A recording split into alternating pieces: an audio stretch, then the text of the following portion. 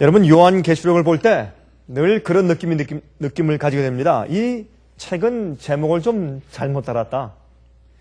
예수 그리스도의 계시라고 말해야 할 텐데 우리가 요한계시록이라고 이름을 붙였다는 그런 생각을 지울 수가 없습니다. 우리 한번 요한계시록 1장 1절과 2절을 좀 읽어보도록 하겠습니다. 요한계시록 1장 1절과 2절에 우리가 잘 아는 말씀처럼 이렇게 기록되어 있습니다. 예수 그리스도의 계시라. 이는 하나님이 그에게 주사 반드시 속히 될 일을 그 종들에게 보이시려고 그 천사를 그 종 요한에게 보내어 지시하신 것이라. 요한은 하나님의 말씀과 예수 그리스도의 증거, 곧 자기의 본 것을 다 증거하였느니라 그랬습니다. 여기에 분명히 처음에 말씀하기를 예수 그리스도의 계시라, 그렇게 말씀을 시작합니다. 이것은 예수님께서 우리에게 속히 될 일을 보여주시기 위해서 천사에게 말씀하시고 천사가 사도 요한에게 보여주신 그런 계시를 받아 적은 것입니다. 여러분, 요한이 반모섬에 있을 때에 정말 그가 볼 때는 앞으로 속히 될 일들을 계속해서 계시 가운데 본 것이 아니겠습니까? 에베소, 서머나, 버가모, 사대, 두아디라, 빌랄벨비아, 라오디게아, 또 첫째, 둘째, 셋째, 넷째, 다섯째, 여섯째 인들과 나팔들, 그것은 계속적으로 일련의 사건들을 계시 가운데 보는데 정말 속히 될 일을 보여주신 것이고 장차 될 일을 보여주신 것임에 틀림이 없지 않습니까? 그런데 우리가 잘 알다시피 이 사도 요한이 로마 교황의 잘못을 기탄 없이 이야기하고 설교했을 때 너무나 화가 난 그런 로마 황제가 그를 불러다가 사람들 만조 백관들이 다 보는 앞에서 막 좀 뜨거운 형물을 통해서 고통을 주면서 죽이기 하기 위해서 큰 가마솥에 이 불을 이제 아주 뜨겁게 덮이게 하고 거기에 기름을 넣었습니다. 잔뜩 기름을 넣었어요. 그리고 그 속에 집어넣어 던졌습니다. 정말 소리를 지르고 비명을 지르고 아프면서 거기서 녹아 죽을 줄 알았는데 시원하게 목욕을 하는 것입니다. 아, 시원하다. 전혀 피부가 타지도 아니하고 전혀 찡그른 상도 없이 아무런 고통도 없이 그 속에서 조용히 있는 것입니다. 그때 갑자기 미워하던 마음이 두려움으로 돌변했을 것입니다. 너무나 두려워서 떨면서 빨리 죄수를 내 앞에서 데려가라. 그래서 할 수 없이 정말 그 로마의 상원 하원들이 보이지 않는 곳, 로마의 황제가 다시는 볼 수 없는 것, 저쪽에 정말 이 헬라 지방에 있는 이태리에서 지나서 저쪽으로 헬라 지방에 붙어 있는 그 고린도에 오히려 가까이 있는 그 반모 섬에 유배를 보낸 것입니다. 거기에서 이제 계시를 받은 사도 요한은 우리에게 정말 놀라운, 우리가 없어서는 안 될, 우리 기독교에서 반드시 이것을 알고 이해해야 오류와 위험과 함정을 통과할 수 있는 놀라운 그런 계시의 말씀을 우리에게 주신 것입니다. 이것은 예수 그리스도의 계시입니다. 그런데 이 성경에서 어린 양이라는 표현을 가장 많이 쓴 저자는 당연히 바로 이 사도 요한입니다. 여러분 아시죠? 이 예수님을 어린 양이라고 불러서 표현한 그 말씀은 바로 이 성경에서 그런 표현을 가장 많이 쓴 분은 바로 사도 요한이옵시다. 특히 요한계시록에서 그렇습니다. 요한계시록은 물론 성소에서 시작해서 성소로 끝나는 얘기죠. 예수님께서 성소에서 7 금초대 사이에 걸어다니시는 것을 이제 설명한 것이 1장이고 그 다음에 맨 마지막에 내가 보니 하늘에 성소가 없더라 라고 하면서 이 요한계시록이 끝나는 것입니다. 그런데 여러분 아십니까? 성경에서 어린 양이라는, 예수님을 상징하는 이 어린 양이라는 단어가 제일 먼저 사용된 것이 어디입니까? 어디에서 제일 먼저 어린 양이라는 단어가 성경에서 사용되었겠습니까? 여러분 혹시 아세요? 예, 성경에서 어린 양이라는 표현이 가장 제일 먼저 사용된 곳은 창세기 22장 7절입니다. 여러분 창세기 22장은 누구의 이야기가 기록된 장입니까? 아브라함이 이삭을 모리아산에 가서 제물로 드리는, 번제물로 드리는 그 장면이 기록된 장으로 유명합니다. 창세기 22장 7절 보시면 다음과 같이 말씀되어 있어요. 이삭이 그 아비 아브라함에게 말하여 가로되 내 아버지여 하니 그가 가로되 내 아들아 내가 여기 있노라. 이삭이 가로되 불과 나무는 있거니와 번제할 어린 양은 어디 있나이까? 이 절이 어린 양이라는 단어를 제일 먼저 성경에서 기록한 대목이에요. 아버지, 참 이상합니다. 여기 나무도 있고 불도 있고 지금 우리가 번제물을 드리기 위해서 지금 올라가는데 어떻게 번제할 양이 없습니까? 어린 양은 어디 있습니까? 아니, 아버지께서 이런 실수도 다 하십니까? 그래서 이 어린 양을 찾는 그 대목에서 제일 먼저 성경은 어린 양이라는 단어를 소개해요. Where is the lamb? 양이 어디 있는가? 양이. 우리의 죽음을 대신할 어린 양, 우리의 죄를 대속할 어린 양, 그 어린 양의 죽음 때문에 우리가 다시 살 수 있는 기회를 가질 그 어린 양, 그 어린 양이 어디 있는가? 그 어린 양이 어디 있습니까? 그런 대목으로 성경의 어린 양이라는 단어가 시작이 됩니다. 그때 이 아브라함의 답변이 참 우리 가슴 깊이 와서 닿죠. 제가 늘상 이 말씀은 이제 설명할 때 또 세미나를 할 때 또 개인적으로 성경을 가르칠 때 꽤 많이 얘기해온 그런 말씀인데 여기에 창세기 22장에 있는 이 아들과 아버지의 대화 가운데서 한 가지 외국말로 번역이 안 되는 그런 대목이 있다고 제가 몇 번 말씀드렸습니다.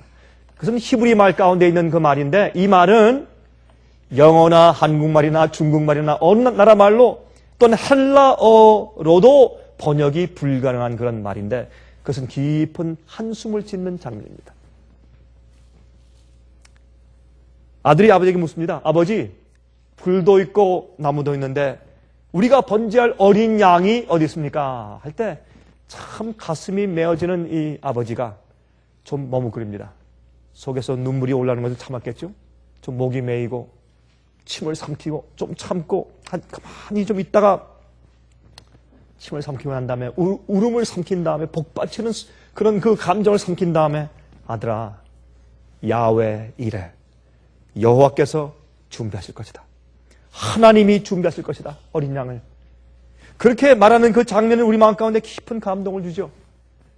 하나님께서는 친구가 필요했습니다. 당신의 아들을 갈바리에 보내시는 찢어지는 하나님 아버지의 그 심정을 이해할 친구가 필요해서 아브라함을 택하시면서 그 경험을 주시었죠. 그리고 하나님께서 대속하실 어린 양 구세주 메시아를 보내는 것이 무슨 뜻인지 우리 인간이 실제적으로 더 이해하도록 하기 위해서 이제 그 장면을 허락하신 것을 우리가 압니다. 여호와 이레, 하나님이 준비하실 것이다. 그런 질문을 3번 합니다. 아들이 그러죠. 아버지, 참 생각해봐도 정말 이상합니다. 아버지의 그 대답을 내가 듣긴 들었는데 아버지 참 불도 있고 나무도 있는데 어린 양 번제물이 어디에 있습니까? 또 그는 참 복받치는 그런 감정을 누르고서 답변합니다. 아들아, 야훼 이레, 여호와께서 준비하실 것이다. 또 3번째 묻습니다. 아버지시여, 불도 있고 나무도 있는데 번제물인 어린 양이 어디 있습니까? 참 3번째 정말 가슴이 아팠을 것이에요. 뭐라고 말합니까? 자기 부인한테는 말하지 못하고서 몰래 데려온 아들. 그러나 그는 믿었어요. 그 밑에 그 모리아산 밑에 그 이제 종들을 남겨두고 하는 얘기가 내가 내 아들과 함께 올라가서 번제물을 드린 다음에 우리가 함께 내려올 것이라고 해서 하나님께서 그 아들을 죽이실지라도 그 아들을 부활시킬 것이라는 주님의 섭리가 그 뜻이 뒤에 반드시 있다는 것을 그는 믿었어요. 믿고서 우리가 다시 돌아올 것이라. 그렇게 말을 했습니다. 3번째, 그는 눈물을 삼키면서 아들아, 야훼 이레, 야훼 이레. 그렇게 말을 했습니다. 어떤 사람들은 그렇게 말합니다. 아브라함이 정말 아들을 제물로 바친 것입니까? 바친 것이 아니죠. 명령만 들었지만 고통을 통과했지만 바친 것은 아니죠. 그러나 성경의 말씀 보면 아브라함이 아들을 완전히 바쳤습니다. 왜? 인간으로서 더 이상 그 아들이 죽는 것을 막을 수 없는 지경까지 갔어요. 그렇죠? 그래서 하나님께서 우리에게 시련을 주실 때 이 문제와 꼭 같습니다. 여러분, 하나님께서 우리가 시련을 통과할 때 우리가 정말 죽는 경험을 합니까? 안 합니다. 우리가 가장 사랑하는 것을 주님께 바칠 때 사실 그것이 우리에게 없어집니까? 아닙니다. 우리가 자식을 바칠 때, 내 자신을 바칠 때, 내 재산을 바칠 때, 무엇을 바칠 때, 내 명예와 내 지위를 바칠 때 주님께서 내 것을 완전히 없어지게 하십니까? 아닙니다. 주님께서 우리에게 요구하시는 것은 내가 더 이상 바친 다음에 더 이상 내가 세이브할 수 없을 정도까지 가는지 안 가는지 보시는 것입니다. 그래서 아브라함은 아들을 사실 바쳤습니다. 더 이상 칼을 들고서 내려치려고 할 때 그는 더 이상 인간적으로 그 아들을 더 이상 세이브하거나 그 아들을 건들 수 없는 지경까지 그는 갔어요. 아들을 완전히 바쳤습니다. 아브라함은 믿음의 조상입니다. 그렇죠? 그때 하나님께서 아브라함아 아들에게 손대지 말라. 이제 내가 여호와를 경외하는 것을 내가 알았다. 아브라함한테 했다. 이제 이 부자가 기쁨으로 눈물을 흘리면서 얼싸안고 있을 때 참 이 실감이 안 나죠? 제가 이 장면을 제가 설교를 참 많이 했는데도 사실 잘 실감이 안 나요. 왜? 이런 경우를 해봤어야지 실감이 나죠. 그렇죠? 참 놀라운 장면입니다. 이게 헌신이고 이게 믿음이고 이게 순종이에요. 그래서 성경에는 어린 양이라는 단어가 제일 먼저 등장하는 곳이 바로 이 창세기 22장이에요. 그런데 요한은 이 어린 양이라는 단어를 제일 많이 쓴 분으로서 특별히 요한계시록에 그 단어를 많이 썼단 말입니다. 제가 그것을 지금 설명하려고 애를 쓰는 것이에요. 왜 그런지, 또 무엇을 썼는지. 그래서 그들이 부자가 이제 부둥켜 안고 있을 때 그들이 양의 음성을 듣습니다. 양의 음성. 하나님께서 보내주신 양, 가시떨기에 뿔이 걸려있는 양, 어쩔 수 없이 붙잡힐 수밖에 없게 그런 운명에 처해 있는 양, 하나님께서 갈바리에 보내신 예수님을 상징하는 얼마나 아름다운 것입니까? 그 양이 가시떨기나무에 걸려 있어요. 그때 이 아버지와 아들이 기쁘게 가서 어떻게 해요? 당장 아들이 죽으려고 했는데 하나님께서 보내주신 야훼 이레인 어린 양 때문에 아들이 살아요. 우리도 어린 양 때문에 지금 죄의 대가를 치르지 아니하고 살아요. 그 어린 양 때문에 아버지께서 대신 보내신 야훼 이레이신 어린 양 때문에 우리가 살아요. 그 양 때문에 호흡하고 그 양 때문에 우리가 소망을 가지고 그 양 때문에 마음 가운데 희망을 가지고 안식을 가지고 기쁨을 가지고 행복을 가지고 숨을 쉬면서 호흡하면서 우리가 살아요. 여러분들 우리가 지금 살고 맥박을 가지고 피가 흐르고 심장이 뛰고 내 위장이 소화하는 것은 어린 양이신 주님께서 보내주신 그 어린 양 때문에 내게 생명이 있다는 것을 우리 매일 잊지 말도록 하십시다. 너무나 잘하는 얘기예요. 얼마나 잘하는 얘기예요. 이것은 말하면 잔소리죠. 그러나 그렇게 느끼고 삽시다. 매일매일 나를 위해서 보내신 야훼 이레이신 어린 양 때문에 내가 지금 살고 있고 소망이 있어요. 죄의 형벌의 경험을 우리가 통과할 필요가 없어요. 그 어린 양 때문에. 그런데 그 어린 양이 붙잡혀 있던 고개를 들어서 보았을 때 저쪽에 가시덤불에 묶여있던 그 어린 양이 걸려있던 그 장소가 바로 갈바리 골고다 언덕이 되었죠. 그리고 이삭과 아브라함이 세운 이삭을 제물로 드리기 위해서 세운 그 번제단이 바로 예루살렘의 성전들의 번제단이 되었지 않습니까, 여러분?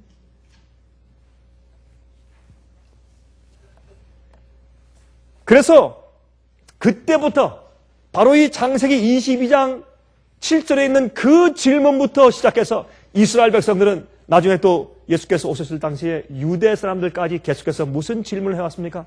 어린 양이 어디 있는가? 어린 양이 어디 있습니까? 우리를 위해서 대속할 어린 양이 메시아가 어디 있습니까?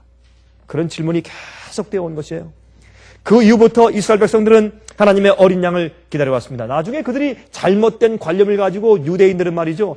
진짜 하나님께서 보내신 야훼 이레이신 어린 양이 왔을 때 그들이 예수님을 쳐서 십자가에 못 박아 죽였지만은 그러나 그들이 계속 어린 양을 기다려왔어요. 그런데 보세요. 예수님께서 저 요한복음 8장 보시면 그때 유대인들이 예수님을 아주 미워했죠. 예수님께서 하나님을 아버지라고 부르고 아버지와 나는 하나라고 말했을 때 그들이 아주 기분 나빴어요. 내가 하나님이냐?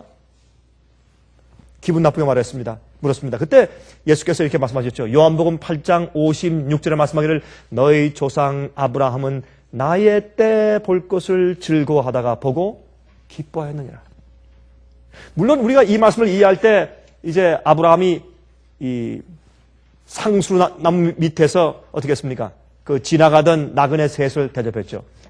그 가운데에 계신 분은 여호와였지 않습니까? 천사들과 함께 이제 소돔과 고모라 성을 알아보기 위해서 오실 때 지나가실 때 아브라함이 참 간청해서 거기에 앉히고 정말 송아지를 잡아서 대접한 그런 경험을 우리가 창세기에서 읽지 않습니까? 우리가 이 말씀을 그때 아브라함이 하나님의 때를 볼 것을 즐거워하다가 보고 기뻐했다라고 인용하지만 또 다른 입장에서 볼 때 사실은 이것은 무엇입니까? 아들을 죽이려고 할 때 무엇이 필요했어요? 아들을 대신해서 죽을 대속제물이 필요했어요. 간절히 기다렸을 때 어린 양을 발견했어요.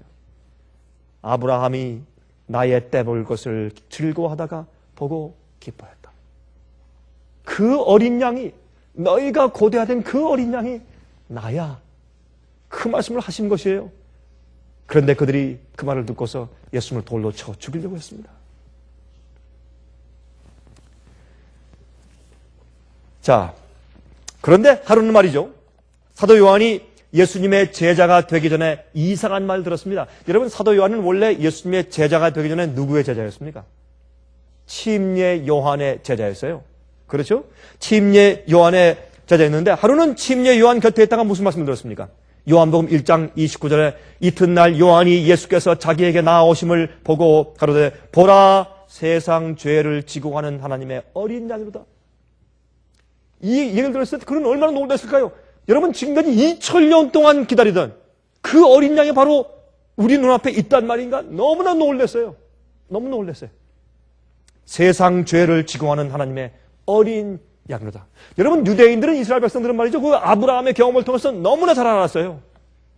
그런데 잘못된 그런 예언의 해석 때문에 그들이 메시아를 잘못 알아봤지만 그러나 이 얘기를 들었을 때 요한은 가슴이 철렁하면서 이게 무슨 말인가? 2000년 동안 고대하던 어린 양 그 야훼 이레가 우리 눈앞에 있다니 누구로 말인가?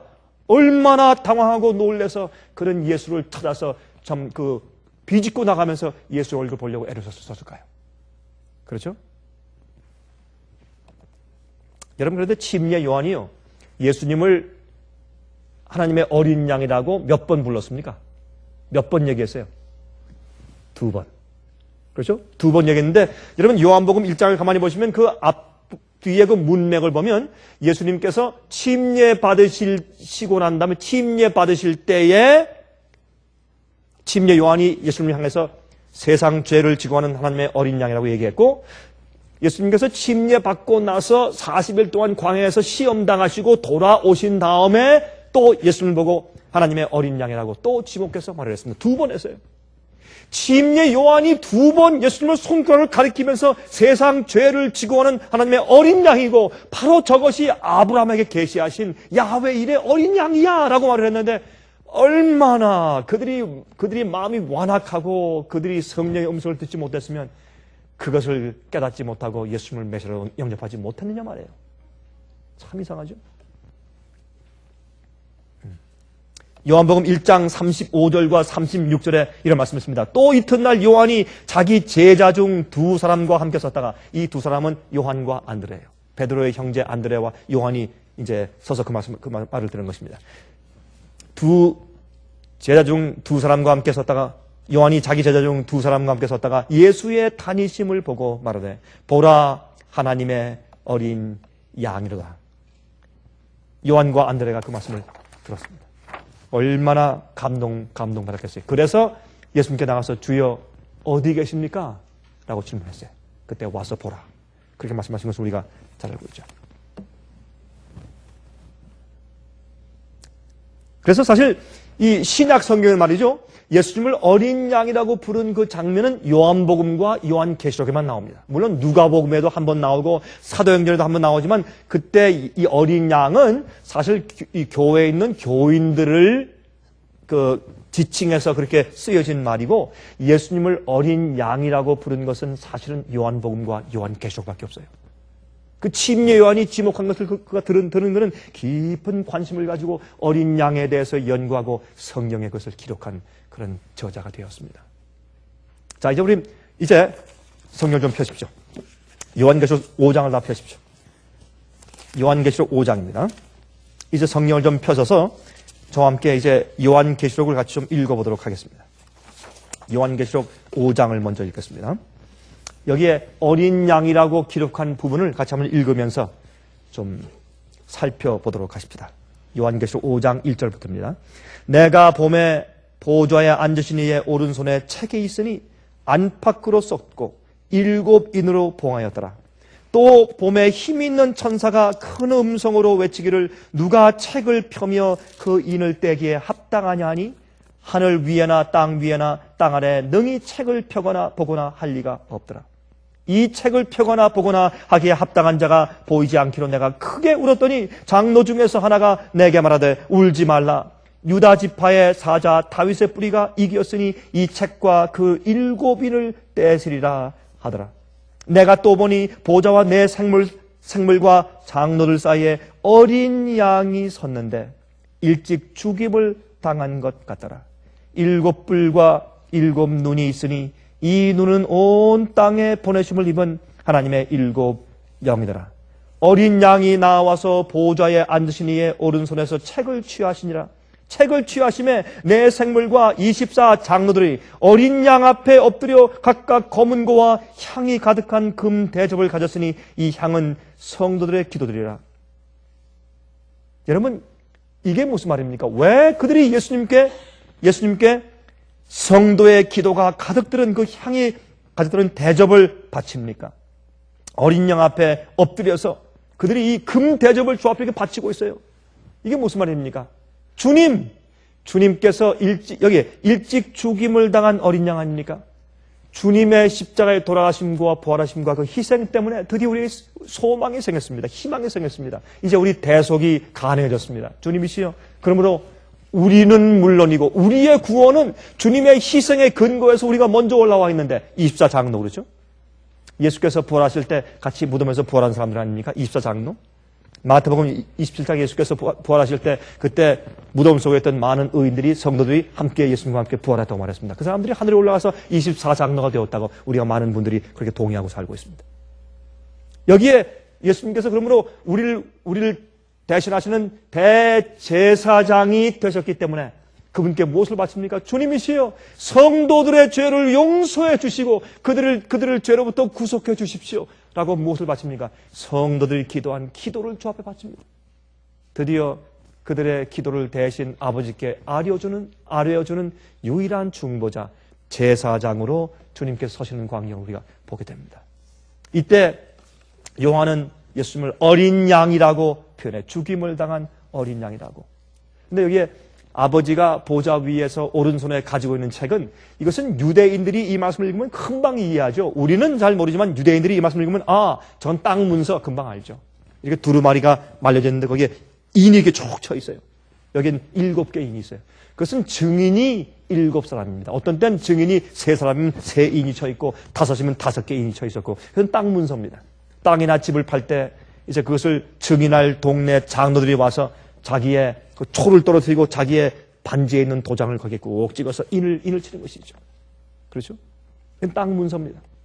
그러므로 우리의 죄 때문에 이 땅을 우리가 마귀에게 팔아버린 그것을 주님께서 도로 사주시는 죄를 용서하시고 대속하시기 때문에 어린 양이 우리 죄를 용서하시고 대신 이 땅을 도로 사주시는 그 역사가 있는 것을 우리 이해할 수 있습니다. 그래서 여기에 어린 양이라는 그런 단어를 써요. 사도 요한이.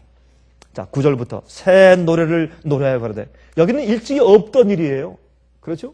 이건 과거에 우주에 전혀 없던 일이 벌어지기 때문에 새로운 노래를 노래합니다. 가로되 책을 가지시고 그 인봉을 떼기에 합당하시도다. 일찍 죽임을 당하사 각 족속과 방언과 백성과 나라 가운데서 사람들을 피로 사서 하나님께 드리시고 저희로 우리 하나님 앞에서 나라와 제사장을 삼으셨으니 저희가 땅에서 왕노릇하리로다 하더라. 내가 또 보고 들음에 보좌와 생물들과 장로들을 둘러선 많은 천사의 음성이 있으니 그 수가 만만이요 천천이라 큰 음성으로 가로되 죽임을 당하신 어린 양이 능력과 부와 지혜와 힘과 존귀와 영광과 찬송을 받으시기에 합당하도다.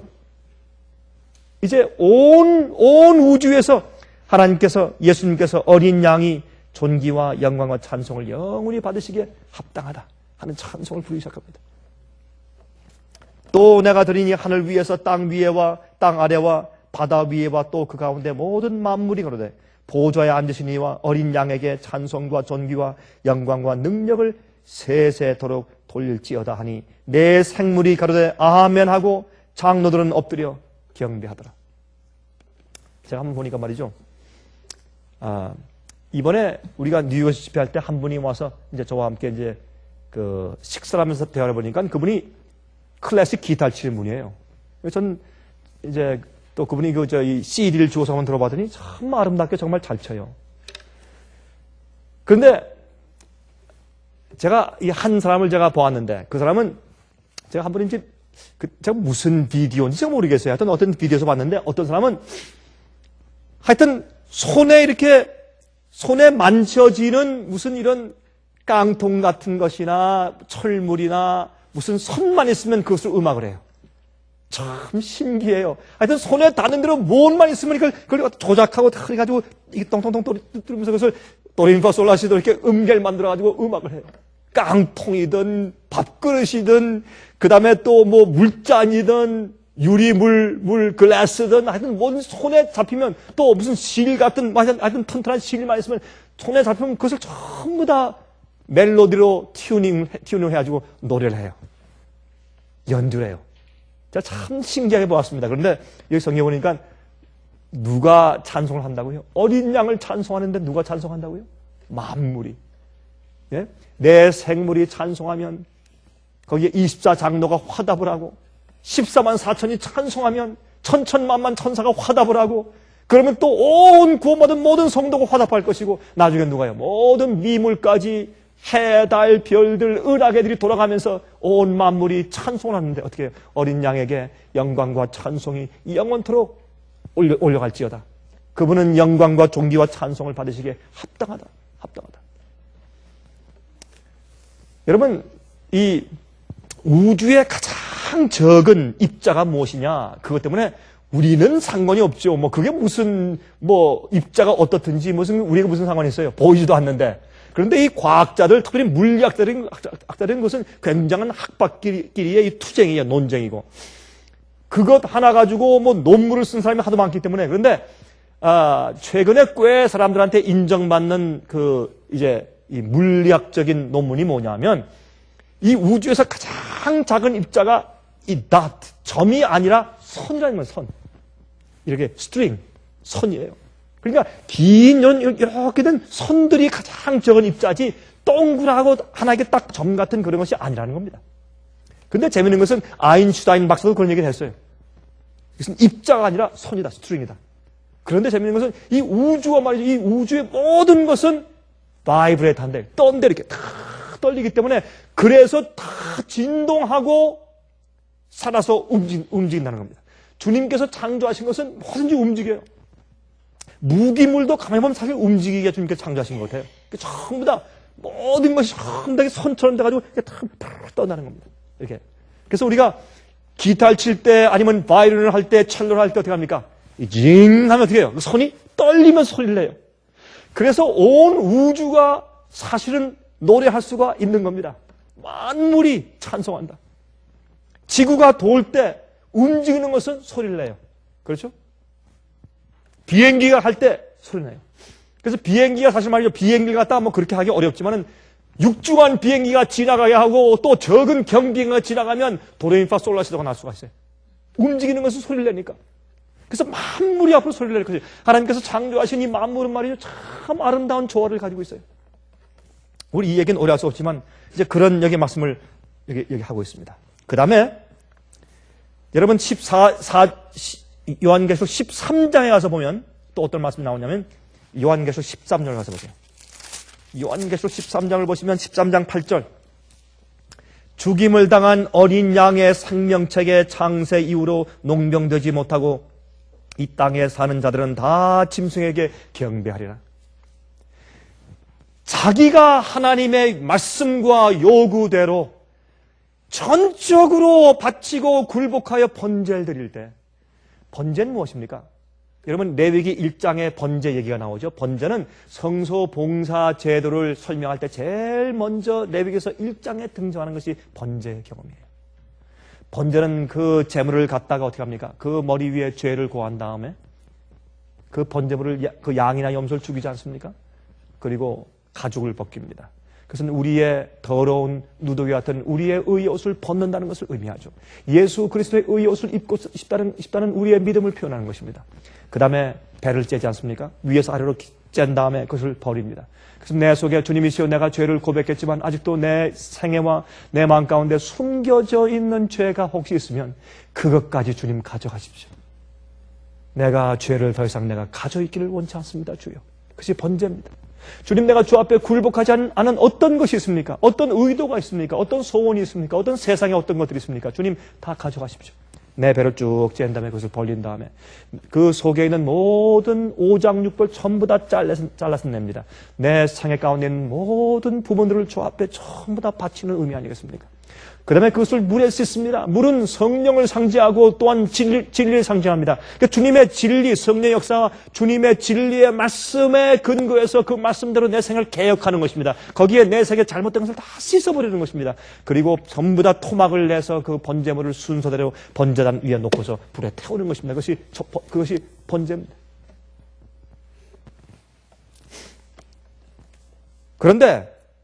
그러므로 사실은 이 어린 양에게 내 모든 것을 어린 양에게 바친 번제물로 바치는 것은 아브라함에게 내가 가지고 있는 가장 사랑하는 것까지도 너에 있는 모든 것을 내게 드리라 라고 말씀하신 주님의 명령 아닙니까? 그때 아브라함처럼 우리의 가진 모든 것을 주 앞에 전부 다 내려놓고 주 앞에 굴복하고 바칠 때 그때 주님께서 무엇을 우리에게 주십니까? 야훼 이레 준비된 어린 양이 우리의 죄를 대속하시는 것입니다. 그러므로 여기에 죽임을 당한 어린 양의 생명책에 하는 것은 주님께서 우리의 모든 죄를 전부 다 가져가셔서 다 대속하시도록 드리는 경험을 가진 자, 온전히 회개한 자, 모든 죄를 씻음 받은 경험이 있는 자, 모든 죄를 포기하고 버리고 주 앞에 드린 자, 모든 죄를 전부 다 번제물처럼 태워버린 자만이 영생하는 생명책에 기록된다고 말씀을 했습니다. 그 생명책의 창세 이후로 농명되지 못하고 이 땅에 사는 모든 사람들 앞으로 짐승의 표를 받고 짐승에 경배할 것이라고 말을 하는데 이 짐승의 표에 대한 얘기를 할 때도 어린 양과 연결 지어서 사도 요한은 말하려고 합니다. 왜? 우리의 구속은 어린 양이니까. 우리의 모든 성경의 중심은 어린 양이니까. 우리의 죄의 용서도 어린 양이고 우리의 구속도 어린 양이고 우리의 구원도 어린 양이고 죄를 용서하는 것도 어린 양이고 성소도 어린 양이고 성경도 어린 양이고 전부 다 이 우주의 우리의 타락과 우리의 회복에 대해서 모든 것이 어린 양에 초점을 맞추고 있으니까 어린 양을 말하면서 그 초점을 가지고 이 사도 요한이 말하고 있는 것입니다. 우리도 우리 생애가 그래야 돼요. 우리 생애도 예수님 나를 대속하신 예수님 어린 양에 우리의 눈을 초점을 맞추고 그것을 중심으로 생각하고 산다면 그것이 사도 요한 같은 거룩한 생애로 되는 것입니다. 그렇게 우리가 산다면 숨을 쉴 때 우리가 그렇게 습관을 해보세요. 주여 감사합니다. 감사합니다. 내게 숨이 붙어있고 오늘 아침 눈을 떴군요. 감사합니다. 하나님의 어린 양이시오. 감사합니다. 생각할 때 음식을 먹을 때 기쁘나 슬프나 내 머리 가운데 의식이 있을 때 성경 말씀을 읽을 수 있고 성령의 음성을 들을 수 있고 내가 주님께 감사 찬송과 기도할 수 있을 때 영생에 대한 주님의 역사를 내 마음 가운데 내 생각 가운데 경험할 수 있을 때 어린 양의 은혜 때문이다. 어린 양의 은혜 때문이다. 그렇게 생각하는 것을 우리가 마음 가운데 습관해야 될 것입니다. 요한계시록 14장 1절 보시면 이렇게 말씀되어 있어요. 또 내가 보니 보라 어린 양이 시온산에 섰고 그와 함께 14만 4천이 섰는데, 여러분 사람들 말하기를 이것은 14만 4천 책이다, 14만 4천 장이다. 그 말이 맞아요. 맞지만 주인공이 누굽니까? 어린 양이에요. 어린 양이 서 있는데 그 주위에 들러리로 14만 4천이 서 있어요. 어린 양이 대속의 피를 흘린 다음에 생긴 첫 열매를 데리고 주위에 서 있기 때문에 어린 양이 주인공이에요. 여기에 야훼 이레신 어린 양이 주인공이요. 그렇죠? 그런데 어떤 사람들을 가졌어요? 예수님의 신부인데 어떤 사람들이에요? 지금 보니까 어린 양이 어디로 인도하든지 따라가는 자들이에요. 어디로 인도하든지 따라가는 자들이에요. 한 가지 또 흥미있는 것은, 여러분 이 어린 양이 왕이 됐어요. 그렇죠? 어디든지 충성을 바치면서 목숨을 다해서 충성을 바치면서 따라다니는 부하가 있으면 그건 무슨 뜻이에요? 왕이 되었다는 뜻이에요. 예수님이. 어린 양에 속한 자들이 있어요. 그 입에 거짓말이 없고 흠이 없는 자들이라고 했습니다. 이 13만 4천을 12지파에서 나오는 사람들이라고 말을 했는데, 그것은 인류들의 각기 다른 성격들을 상징하죠. 제가 이 얘기는 많이 했으니까 말이죠. 햇빛을 나누면, 여러분 햇빛이 빛이지만 햇빛을 나누면 그 속에 색깔이 무지개 색깔이 일곱 가지가 있어요. 마찬가지예요. 사람들 속에 12가지의 성격이 있어요.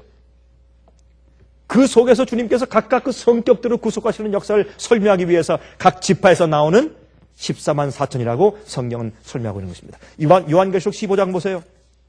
요한계시록 15장 2절 3절. 요한계시록 15장 2절과 3절 좀 보시기 바랍니다.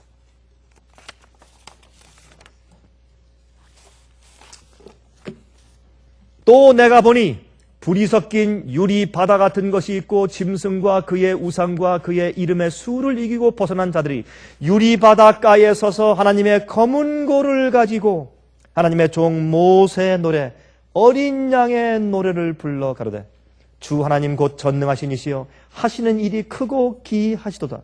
만국의 왕이시여 주의 길이 의롭고 참되시도다. 그랬습니다. 여기 어린 양의 노래를 불러요. 구속하신 어린 양의 노래, 모세의 노래와 어린 양의 노래라고 해서 14만 4천이 부르는 새 노래를 설명하죠. 그것은 구속의 노래예요. 사면 초가일 때, 홍해가 앞에 놓여 있을 때 주님께서 기적적으로 그들을 마른 땅처럼 건너게 하신 그 기가 막힌 장면을 가르신 하나님의 역사, 그것이 예수 그리스도의 구원의 역사죠. 그것은 매일매일 우리 생에서 시련에서 구원하시는 주님의 역사, 정말로 꽉 막혀서 더 이상 오갈 데 없게 죄의 기질과 죄의 속성과 죄의 유혹의 함정에 빠져서 어쩔 수 없이 소리 지르는 오라나는 곤고한 사람이로다. 누가 나를 이 사망의 몸에서 건져낼 것인가? 그때 예수님께서 성령의 법으로 생명의 법으로 우리를 건져내시는 그 역사하신 어린 양의 노래, 그 노래를 부르는 사람들이라고 설명을 해요. 또 요한계시록 17장 보세요. 17장 13절과 14절에 어떻게 말씀합니까? 요한계시록 17장 13절과 14절 보세요.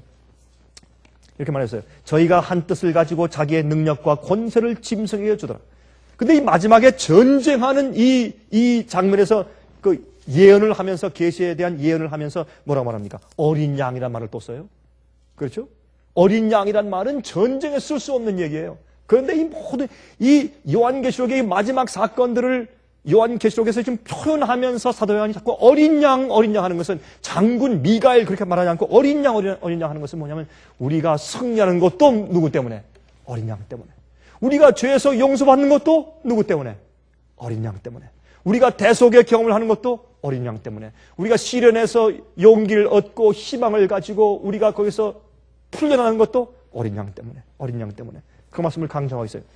저희가 어린 양으로 더불어 싸우려니와 이 세상 나라 연합 세력이 앞으로, 그렇죠? 연합 세력이 지금 주님의 성도와 함께 싸우는데 사실은 누구와 함께 싸운다? 어린 양과 함께 싸운다. 어린 양으로 더불어 싸우려니와 어린 양은 만주의 주시요 만왕의 왕이심으로 저희를 이기실 터이요 또 그와 함께 있는 자들 곧 부르심을 입고 빼내심을 얻고 진실한 자들은 이길 것이라. 어린 양에게 속한 자들은 이긴다. 그렇게 이제 말씀을 합니다. 그렇죠? 자, 19장 보십시다. 요한계시록 19장 7절부터 9절. 나중에 주님께서 어린 양으로서의 대속의 역사를 통해서 피로 씻고 구원하시고 성화케 하셔서 준비하신 당신의 교회에 대해서 이제 찬송이 나오는데 이렇게 말합니다. 우리가 즐거워하고 크게 기뻐하여 그에게 영광을 돌리세. 어린 양의 혼인 기약이 이르렀고 그 아내가 예비하였으니 그에게 허락하사 빛나고 깨끗한 세마포를 입게 하셨은즉 이 세마포는 성도들의 옳은 행실이라. 그들의 의로운 행실이라, 의로운 품성이라. 그렇게 말을 했어요. 어린 양의 혼인 기약이 이르렀다. 그렇게 설명합니다. 계시록 21장 1절부터 5절 보십시다. 이렇게 말씀되어 있어요. 또 내가 새 하늘과 새 땅을 보니 처음 하늘과 처음 땅이 없어졌고 바다도 다시 있지 않더라. 여러분, 제가 오늘 저녁엔 여러분들께 좀 헤비한 어떤 교리적인 문제나 그런 말씀을 드리는 것이 아니라 우리가 주님께서 날 위해 하신 일이 무엇인가 하는 것을 어린 양이라는 단어를 통해서 한번 쭉 살펴보려고 하는 것이에요. 그런데 보세요. 참 우리가 말이죠. 다 아는 얘기지만 그 말씀과 단어가 우리 가슴 속에 깊이 박혀야 돼요. 아, 정말 그러하다. 어린 양 때문에, 여호와 일의 어린 양 때문에 그런 감격과 감사가 우리 마음에 정말 구구절절이 넘쳐야, 구구절절이 우리 마음 가운데 사무쳐야, 그래야 우리가 진실로 하나님께 감사하는 마음을 가질 수 있고 영적인 생애가 깊어집니다. 여기에 그러므로 여기 보세요. 새 하늘과 새 땅을 보니 처음 하늘과 처음 땅이 없어졌고 바다도 없더라. 여러분, 여기 있는 말씀을 읽으시면 어떤 생각이 나요? 여러분, 성경절 가운데 어떤 성경절이 여기 떠오릅니까? 여기 계시록 21장 1절 보시면 무슨 성경절이 우리 마음에 떠올라요? 창세기 1장 1절 아닙니까? 태초 하나님이 하늘과 땅을 창조하시니라 아니에요? 그렇죠? 천지를 창조하시니라. 하늘과 땅을 창조했어요. 그렇죠? 그때는 이 땅이 저주가 없었어요. 죄가 없었어요. 아름다웠어요. 완전한 연합과 완전한 조화와 완전한 평화와 아름다움과 즐거움이 있었어요. 완전한 그런 행복이 있었어요. 그런데 6천년 동안 지난 다음에 이 지구가 엉망이 되었습니다. 지금 얼마 전에 중국에서 뭘 쏘았습니까? 그들이 이제 지구 주위에 떠다니는 그 버려진 옛날 인공위성들, 쓰레기들, 인간들이 말이죠. 지금 땅만 더럽힌 것이 아니라 하늘도 더럽혔어요. 하늘도. 하도 많이 쏘아 올려가지고 실패한 것들, 또 잘못한 것들, 또 다 그냥 또 더 이상 쓰지 않는 잡동사니 쓰레기가 지금 이 지구 주위를 계속 돌고 있어요. 근데 여기 보니까 하나님께서 새 하늘과 새 땅을 창조하세요. 더 이상 쓰레기도 없고 더 이상 박토도 아니고 정말 아름다운 땅과 하늘을 주님께서 새로 창조하세요. 새 하늘과 새 땅을 보니 처음 하늘과 처음 땅이 없어요. 또 바다가 없어요.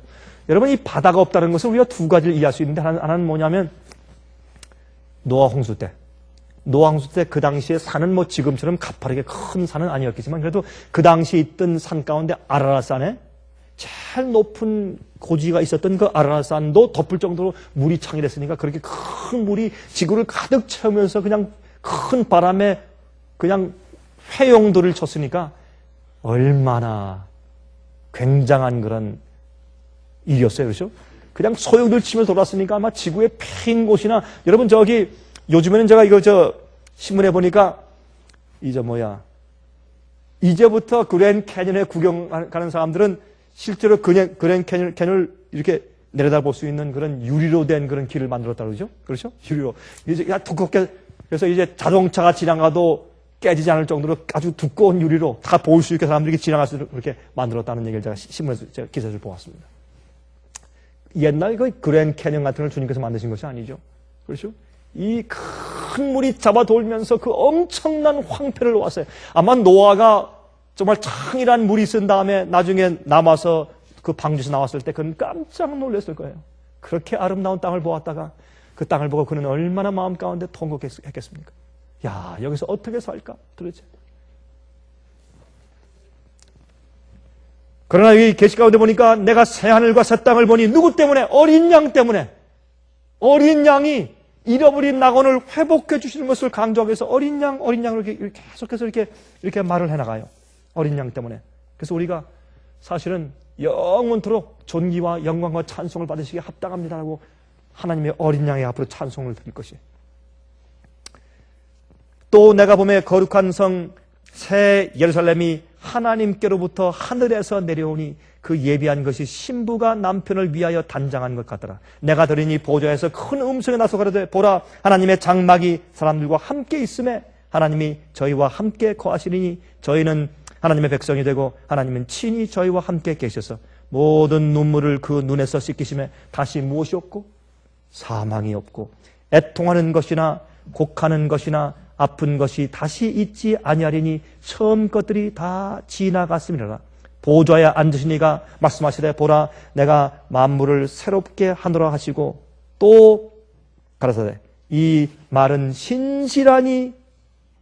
신실하고 참되니 기록하라 하시고 또 내게 말씀하시되 이루었다 나는 알파와 오메가요 처음과 나중이라.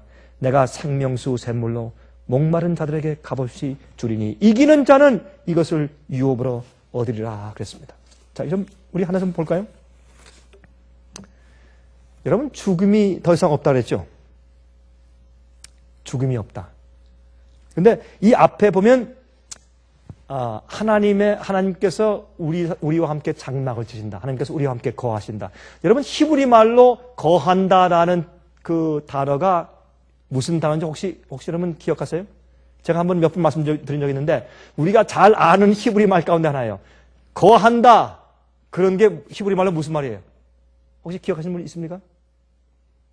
쉐키나. 쉐키나라는 말은 이 거한다는 말에서 파생된 말이에요. 그래서 지성소에서 이 속죄소 위에 은혜의 보좌죠. 속죄소 위에 쉐키나 영광이 비추는 그것은 하나님께서 여기에 임재하고 거하신다 그런 뜻으로 쉐키나 그렇게 한 것이 그게 쉐키나가 된 거예요. 쉐키나 하면 영광의 광채인 줄 알지만 사실 하나님께서 거기 거하신다 그런 뜻이에요. 여기 보니까 어떻게 해요? 새하늘과 새 땅이 있은 다음에 하늘에서 새 예루살렘 성이 내려온 다음에 하나님이 우리와 함께 장막을 치고 거하세요. 어린 양 때문에 거하시는데 우리가 지금 말이죠. 우리가 아이들이 물으면 어떻게 합니까? 아이들이 엄마 아빠 하나님께서 계신 곳이 어디야? 하나님의 보좌는 어디 있어? 그럼 저기 하늘 저쪽에 우주 중간에 거기 하나님의 보좌가 계셔. 주님께서 거기 거하신다. 그렇게 말을 하죠. 나중에 천년기 이후에 우주인들이 말할 때 하나님의 보좌가 어디 계시지? 우주의 중심이 어디 있지? 저기 지구에. 여러분 한번 생각해 보세요. 얼마나 놀라운 일인가. 어린 양 때문에. 우리가 예수 그리스도의 대속과 희생에 대해서 어린 양 되신 예수님 대신 가시떨기 나무에 뿔이 걸려졌던 것으로 상징된 어린 양 때문에 내가 어떤 축복과 어떤 은혜와 어떤 구원을 받고 있는지 우리가 너무나 감사함이 적어요. 정말로.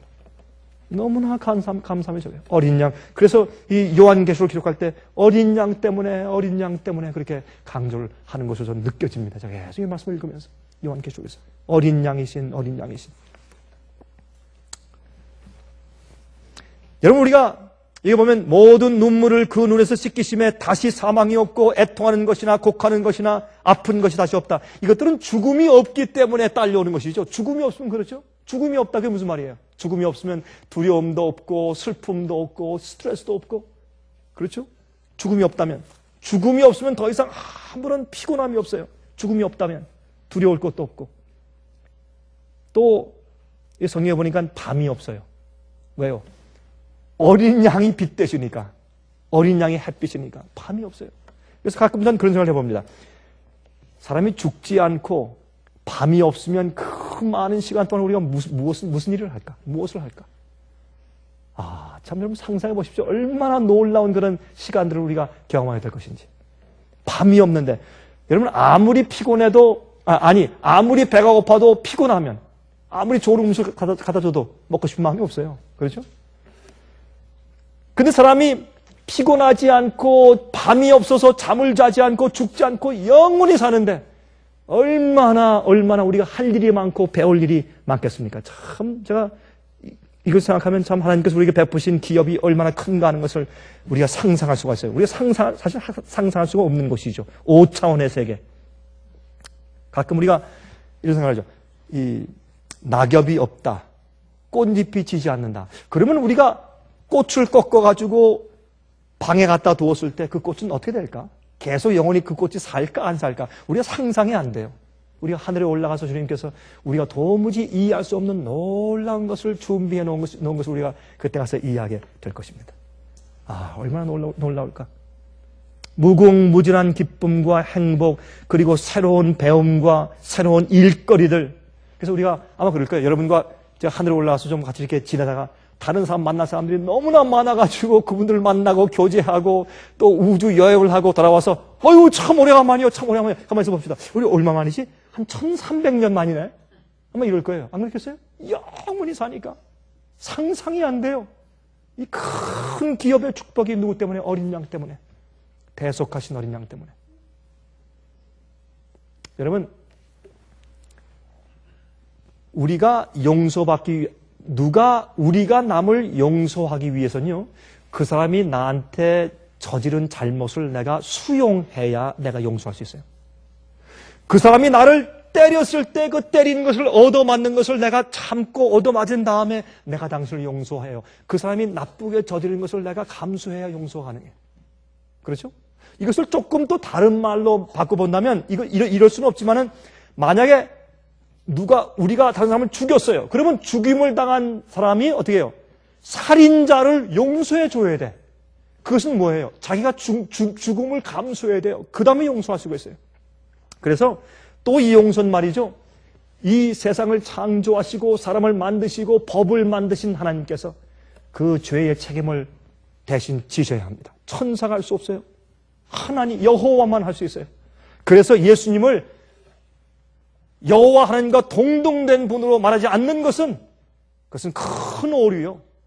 하나님이 예수님을 낳았다 하는 것은 시편 2장에 있는 무슨 얘기예요? 그것은 하나님께서 이 땅에 어린 양으로 대속의 죽음으로 주신 다음에 그 다음에 내가 너를 낳았다 그랬어요. 예수님이 그래서 죽는 경험을 하신 다음에 예수님께서 어린 양을 되시고 하나님의 아들 되셨다는 표현이 있는 것이에요. 그 전엔 아버지와 본체고 동등하다고 성경은 설명해요. 근데 이렇게 하지 않고 예수님 마치 언젠가 나은 분이라고 그렇게 생각을 한다면 그러면 예수님께서 언젠가 존재하지 않은 때가 과거에 있었단 말이에요. 그러면 큰일 나요. 여러분 성경을 말해요. 예수님께서는 영원한 아버지요. 여호와 하나님이에요. 예수께서 말씀하기를 에고 에이미 나는 나야. 나는 여호와라고 분명히 요한복음 8장에 말씀했어요. 유대인들에게 설명하실 때. 그러므로 여호와 창조주 시작도 없고 끝이 없는 여호와가 인간이 되어서 자기를 비워서 무엇을 비워서 성수는 뭐예요? 무소부재성과 전지하심과 전능하심 세 가지를 전부 다 비워놓고 인간이 되어서 오셔서 인간의 경험을 하신 다음에 인간이 저지른 모든 죄를 다 주님께서 끌어안아야 돼요. 그리고 죄의 책감을 대신 경험하셔야 돼요. 그것이 몸으로 죄를 지시는 경험이에요. 그 경험을 한 분만이 어린 양이고 그래서 그 어린 양을 대속주기 때문에 자꾸 어린 양이라고 자꾸 설명하는데 그 예수께서 그렇게 하신 경험이 없으면 우리 생애 가운데 아무런 소망이 없어요. 제가 오늘입니까? 어제입니까? 어제입니까? 벌써 어제입니까? 제가 이제 이 TV 방송을 위해서 제가 준비하는 제가 말씀을 나누다가 제가 그런 얘기를 했어요. 예수님께서는 2번 십자가를 지시기로 결심하셨죠. 하늘에서 그렇게 하기식으로 결심하시고 이 땅에 오셔서 12살 때 저 양이 죽음으로 우리가 용서받는 건 아닌데 저 양에 대해서 생각하실 때 성령께서 제일 처음 6월절 양을 보신 예수님 마음 가운데 감동하셨죠. 예수님께서 마음 가운데 감동하신 다음에 아버지시여 나를 이런 몸을 예비하시고 그 몸 속에 나를 보내셨군요. 아버지시여 내가 저 양의 운명을 가지고 이 세상 사람들의 죄를 내가 지겠습니다 라고 12살 때 결심했어요. 예수님 십자가를 2번 지셨어요. 어떤 의미에서? 십자가의 그늘 밑에 사셨어요. 그래서 창세 이후로 십자가에서 창세 이후로 죽임을 당하신 어린 양이라고 성경은 설명해요. 이 어린 양 때문에 내가 산단 말이에요. 이 어린 양 때문에. 여러분, 그런데 여기 보시면 여러분 새 예루살렘 성을 볼 때 그게 어떻게 되어 있어요? 어린 양이 중심이면서 그래서 제가 이걸 보니까 그래서 그렇게 쓴 것 같아요. 제가 처음에 참 이해가 안 됐는데 어린 양이 중심으로 계속 요한계시록을 쓰다가 끝에 어떻게 해요? 새 예루살렘에 내려오는데 그 장과 광과 고가 어떻더라? 여러분들이 오늘 돌아가셨어요? 그거 왜 그래요? 장과 고와 길이와 넓이와 고가 어떻더라? 같더라. 길이와 넓이와 높이가 같아요. 여러분, 그런데 여기에 있는 단어를 보면 약 현재 우리에 쓰는 척도로 얼마입니까? 450마일이에요. 한 면이 350마일. 350마일이요. 한 면이. 그러면 처음에 제가 이게 이해가 안 되더라고요. 350마일, 또 폭도 350마일, 높이가 350마일. 그러면 무슨 집입니까? 완전 큐빅이에요. 정방형이에요. 여러분, 정사각형, 입방형이죠. 단어를 여러분. 입방형인 정사각형 집을 본 적 있어요? 참 볼품 없어요. 우리 인간적으로 생각할 때. 그것도 350마일인데 높이가 350마일이니 얼마나 이상한 집이냔 말이에요. 그렇게 집을 지으셨어요, 하나님께서. 왜 그런 줄 아세요? 제가 가만히 생각하니까 이런 것 같아요. 그래, 큰 엄청난 성이 내려오는데 그 성에 보니까 이제 성이 어떻게 됐느냐. 어린 양의 보좌가 있고 그 주위에 24장로가 있더라? 그거 이상한 얘기예요. 그거는 어라운드예요. 그런 어린 양의 보좌가 이렇게 가운데 있으면 그 입방 사각형인 새 예루살렘 집에 딱 중간 정도의 공중에 어린 양의 보좌가 있는 것 같아요. 그러면 그 주위에 24장로가 있고, 그렇죠? 그 주위에 13만 4천이 있고, 그 주위에 천사는 그 밖에 있겠죠, 물론. 그래서 구속받은 성도들이 그 새 예루살렘 성에 들어가면 그 안에 우리가 보좌 위에 앉아있으니까, 1000년 동안 보좌 위에서 우리가 우리가 심판한다는 말씀 드릴 거니까 그 안에서 공중에 띄어있는 보좌가 있는데 그 큰 성의 가운데 어린 양의 보좌가 있으면 그 주위에 보좌들이 꽉 차 있는 것 같아요. 구속받은 성도와 13만 4천의 보좌가. 전 그런 식으로 이해가 돼요. 그래서 심지어는 이렇게 새 예루살렘을 성전처럼 이런 이 건물을 설명하는 과정에서도 어린 양이 중심이에요. 그래서 끝날 때 요한계시록 22장 1절부터 4절에 말씀하기를 또 저가 수정같이 맑은 생명수의 강을 내게 보이니 하나님과 및 어린 양의 보좌로부터 나와요. 중심을 뿐더러 거기에서 우리 생명수가 흘러나오고 또한 그의 얼굴에 그의 이름이 우리의 이마에 그의 어린 양의 이름이 기록되어 있다고 성경은 설명합니다. 우리의 생애를 어린 양의 중심을 삼아 살게 되시기를 간절하게 바랍니다. 하늘에 계신 우리 아버지, 우리 생애 요한계시록에 기록하신 것처럼 야훼 이레이신 어린 양을 중심으로 해서 살 수 있게 도와주시옵소서. 우리가 잊지 않게 하셔서 우리를 사하신 대속의 죽음 때문에 우리가 호흡하는 것을 매일매일 자각하게 도와주시고